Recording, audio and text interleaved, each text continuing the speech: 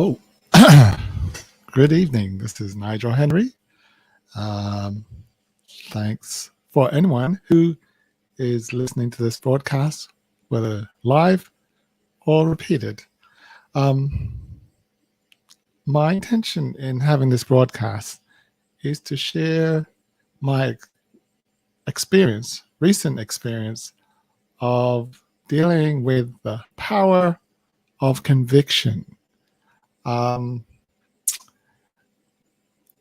to give the background story, the background to this presentation is that I have been since 2000 working on my calling, which is now called Human Greatness Activation, in which I discovered that it is possible to debug human beings, the mind of the human beings, just like debugging computers.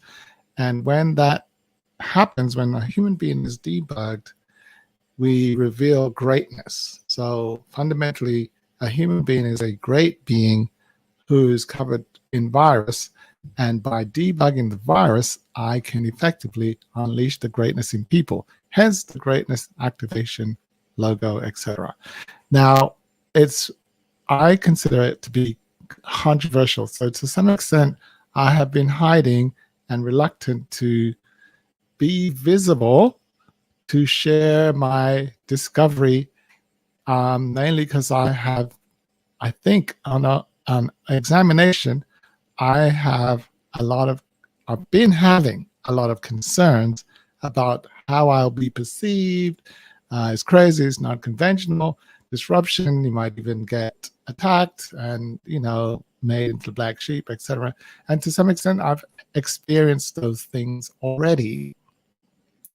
And I noticed I had a reluctance to go public and to share my work with the broader public.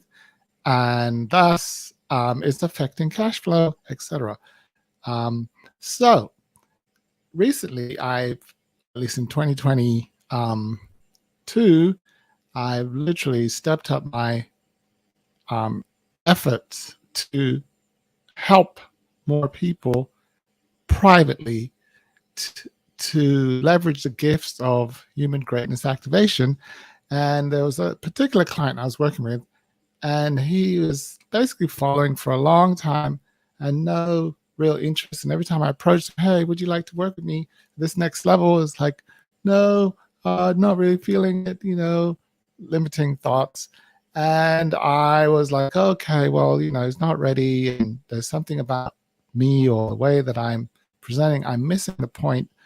And, it's literally a no for a long time, several months. And then after helping several new clients, I found that I internally felt a deep, what I call conviction, that I can help this prospect, this client who's waiting to go to the next level. I felt a deep conviction that my work is valid and that it has a purpose and that it is, it's the real deal. And so as I approached this prospect, I said, look, I'd like you to become my client.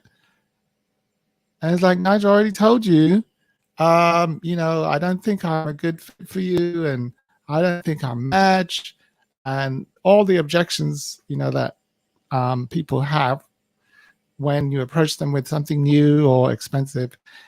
And for some reason, this time around, as I approached him and I was speaking, I was finding myself unmoved by his responses.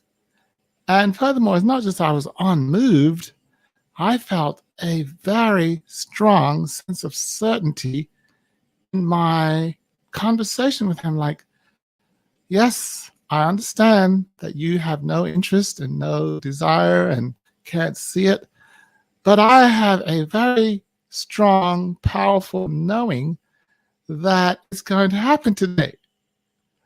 And it was just this strange encounter. All of a sudden, it became like, wow, wait a minute. It's his will to say no versus my will or intention of knowing that the outcome is certain, that this guy will be a client at the end of this conversation.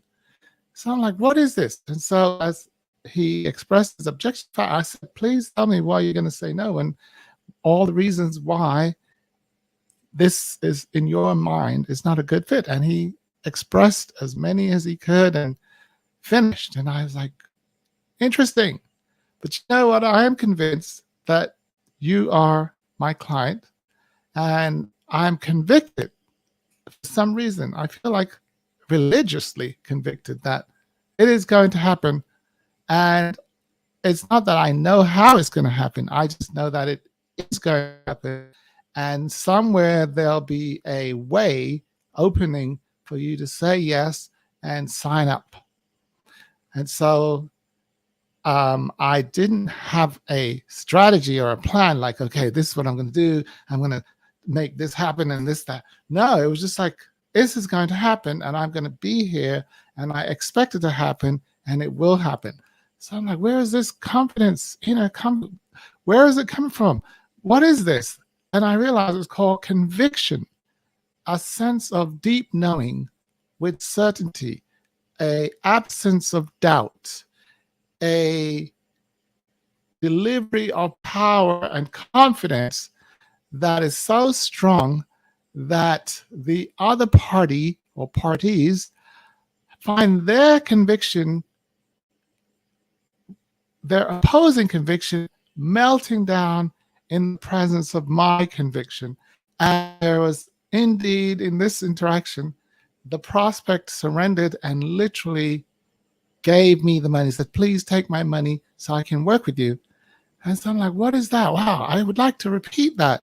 And then as I examined my the experience, I realized it was the power of conviction. And I started thinking about it for a few weeks, and I realized that what has happened is over time, the doubt, the concerns, the inner dialogue, the inner conflicts that I was having had either dissolved by just persistent, or I was resolving them. And then I said, well, I'm going to consciously resolve them. And what I found is that conviction is a natural state of mind. It is actually what is present, and all that can really happen is that conviction can be covered over, interfered with, and therefore say someone has less confidence because something is interfering with. So I started looking at what was interfering, excuse me, with my confidence, with my conviction. And lo and behold, one of the strange discoveries about that was interfering with my deep conviction for my work and what it can do for others and how it can help unleash greatness is I had what I call conflict of loyalty. I found that I was loyal to certain people who didn't really believe in what I'm about, but I wanted them as friends because this kind of work that I do is it can get very lonely. Only a few people typically understand it and are aligned with it. So in order to feel that I have belonging, I was loyal to people who didn't support my viewpoint. And so I saw that a thing that causes a conflict in conviction is loyalty to companies, products, people, services that no longer support my intention. So that'd be the first gift I would like to share, is releasing my loyalty. Make loyalty conditional on alignment, conditional on commitment to the same goals, values, vision, and mission. Okay, I think that's the main thing I found. The other thing that I found that was interfering with my conviction is doubting my intuition. I found that my intuition is my inner guidance system. It is my boss. It is the thing that tells me, do this, Nigel. And most of the time, it goes with my own conventional wisdom. And I find myself arguing with my intuition. And since muting any conversation that conflicts with my intuition so that the only voice in my head is my intuition, I have found that my level of conviction has risen and is adding to this confidence in my delivery and persuasive power of conviction. Another third thing that I found that increases conviction level is what I call testing under pressure, meaning I have delivered my service, my offering in conditions that would normally lead to failure, but because I persisted and persevered and overcome the challenges, I found that there's a confidence that my delivery will still work despite the circumstances that I'm with. So the more that I come through adversity and testing and all manner of trials, the more I find myself convicted that my offerings will serve people. So I know I'm talking about my offerings and my services, but my intention is to speak to my audience who are also in this state or position or calling where I have, speaking as my audience, I have a new thing. I have a disruptive idea. I have something that the world has yet to deal with, like when Apple brought out the iPhone or Google brought out Google search, all these things, it's untested, and the majority of the world is skeptical when they're confronted with new things, doubtful. But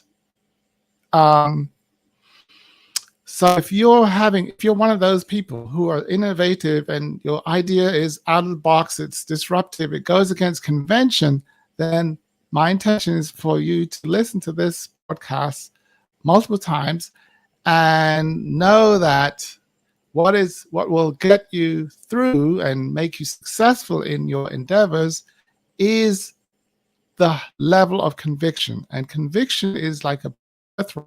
It feels like a muscle that is built, but really, I think it's a state that is revealed more and more the more I give up self-doubt, the more I give up internal conflicts, the more I give up comfort and allow myself to go through whatever adversity is necessary.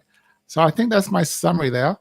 I hope this makes sense. Please put your comments in the chat or any feedback that you may have, and I look forward to my next broadcast.